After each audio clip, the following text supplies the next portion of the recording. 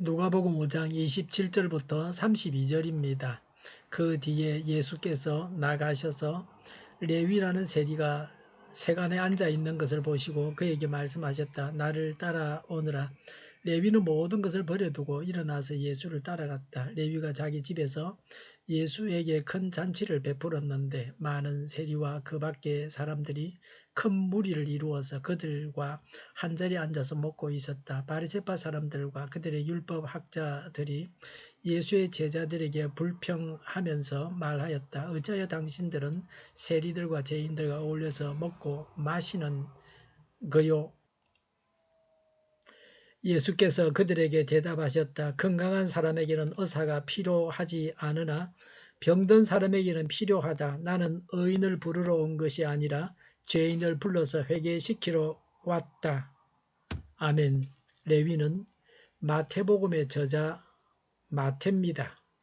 27절에 그 뒤에 예수께서 나가셔서 레위라는 세리가 세간에 앉아 있는 것을 보시고 그에게 말씀하셨다. 나를 따라오너라. 아멘. 예수님은 세리도 제자로 부르셨습니다. 세리는 민족적 반역자였습니다. 그 당시 유대 사회에서 죄인 취급했습니다. 직업상 부정한 일들을 하기 때문에 멸시를 받았습니다. 하나님은 사람을 외모로 취하지 않으십니다. 창녀들도 예수님을 따르고 성녀가 되기도 했습니다. 예수 믿기 전에 악한 일을 했다고 하는 것은 문제가 되지 않습니다.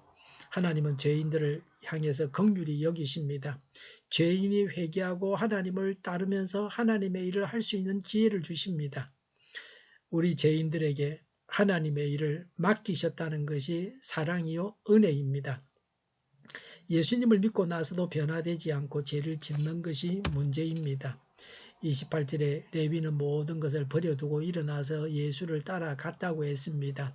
레위는 모든 것을 버려두고 예수님을 따라가서 예수님의 제자가 되었습니다. 레위가 비록 세리였지만 모든 것을 버리고 예수님을 따라갈 만한 경건한 사람이었습니다. 베드로, 요한 같은 어부들이 예수님의 제자가 되었을 때에 배와 모든 것을 버려두고 예수님을 따라갔던 것과 같습니다. 예수님의 제자가 되기 위해서는 세상의 어떤 직업도 다 버려두고 따라가야 합니다. 오늘날로 말하면 하나님의 일을 위해 전적으로 헌신한 자들은 세상 직장을 버려야 합니다. 하나님께서 나를 천국으로 초대하셨으므로 옛 생활을 청산해야 합니다. 특히 죄악은 버려야 합니다. 예수님을 따르는 자로서 믿기 전에 짓던 죄악을 버렸습니까? 하나님께서 우리를 하나님의 일꾼으로 부르실 때에 적극적으로 순종하고 하나님을 따라가야 합니다. 한 부자 청년은 재물에 대한 욕심을 버릴 수가 없어서 예수님을 따라갈 수 없었습니다. 하나님의 명령에 대해 적극적으로 결단하고 순종하는 자만이 예수님의 제자가 될 수 있습니다. 세리는 부유한 생활을 할 수 있었습니다. 마태는 부유한 생활도 버리고 예수님을 따라갔습니다.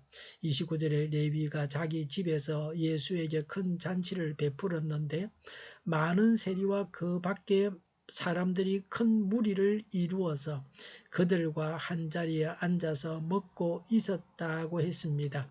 간주에는 그 기대어 누워서라고 했습니다.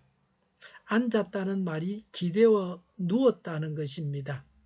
유대인들은 우리처럼 양반다리하고 앉는 것이 아니라 기대어서 비스듬히 기대어서 누웠습니다. 앉을 때 그렇게 앉는 겁니다. 최후의 만찬 때도 기대어서 누웠습니다. 레위가 예수님의 제자가 된 것을 공식적으로 선포하는 잔치였습니다. 마태는 앞으로도 돈을 많이 벌 수 있었던 세리 자리를 포기해야 합니다. 그러나 잔치를 베풀므로 예수님을 만난 기쁨이 얼마나 컸던가 하는 것을 보여줍니다. 레위는 잔치를 베풀 만한 재력이 있었습니다. 그 당시 세리들은 부유했습니다. 마태는 직장 동료들과 친구들을 초대해서 예수님을 믿게 하려고 이런 자리를 마련했습니다. 30절에 바리새파 사람들과 그들의 율법 학자들이 예수의 제자들에게 불평하면서 말하였다. 어찌하여 당신들은 세리들과 죄인들과 어울려서 먹고 마시는 거요? 라고 했습니다. 바리새인들은 경건한 삶을 강조하면서 제약된 세상과 분리된 삶을 살았습니다. 바리새인들은 죄인들과 어울리지도 않고 함께 먹지도 않았습니다. 무작정 죄인들과 어울려서 범죄해서는 안 됩니다. 같이 범죄자가 되지 않기 위해서는 죄인들과 어울리지 말아야 합니다. 교회에 나온 새신자는 친구들과 술자리를 삼가는 것이 좋습니다. 어울리다 보면 예전의 악한 습관대로 살게 되어 있습니다. 31절에 예수께서 그들에게 대답하셨다. 건강한 사람에게는 의사가 필요하지 않으나 병든 사람에게는 필요하다. 32절에 나는 의인을 부르러 온 것이 아니라 죄인을 불러서 회개시키러 왔다고 하셨습니다. 바리새인들과 율법 선생들처럼 나는 의인입니다라는 자세를 버리고 나는 죄인입니다라고 하면서 하나님 앞에 나아가야 합니다. 구세주가 필요한 죄인입니다. 라고 고백할 때에 하나님께서 구원해 주십니다. 여기서 의인은 마음이 강팍한 사람입니다. 구원을 얻지 못하는 사람입니다. 죄인을 구원하기 위해서는 죄인들과 어울려야 합니다. 의사가 환자를 만나지 않으면 병자를 고칠 수가 없습니다. 신자가 불신자를 만나서 같이 범죄해서는 안 됩니다. 죄악에서 건져내기 위해서 불신자를 만나야 합니다. 고아와 가부, 소년, 소녀, 가장, 매춘부, 극빈자, 농어촌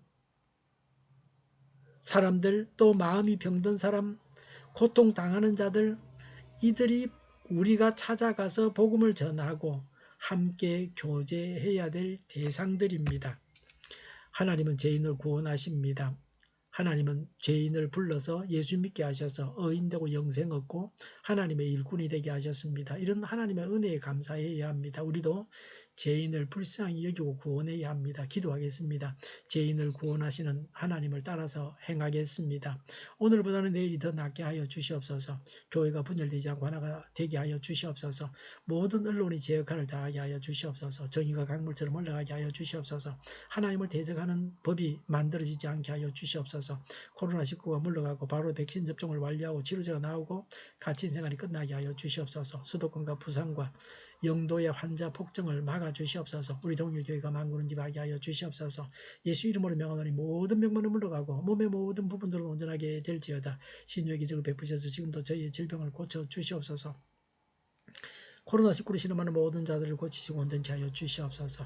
교회와 나라를 고치시고 잘못된 것을 제거해서 성결하게 하여 주시옵소서. 저희와 교회와 이 나라의 민족을 불쌍히 여겨 주시옵소서. 교회와 나라의 지도자 복을 허락하여 주시옵소서. 하나님께서 기뻐하시는 나라가 되게 하여 주시옵소서. 늘 맑은 공기를 마실 수 있게 하여 주시옵소서. 공부하는 학생들에게 지혜를 다하셔서 앞서가게 하시며 합격의 영광을 누리게 하여 주시옵소서. 오늘도 하나님 안에서 차고 넘치는 삶, 복된 삶을 살게 하여 주시옵소서. 감사와 찬양을 주님께 돌려드리며 예수님의 이름으로 기도하옵나이다. 아멘.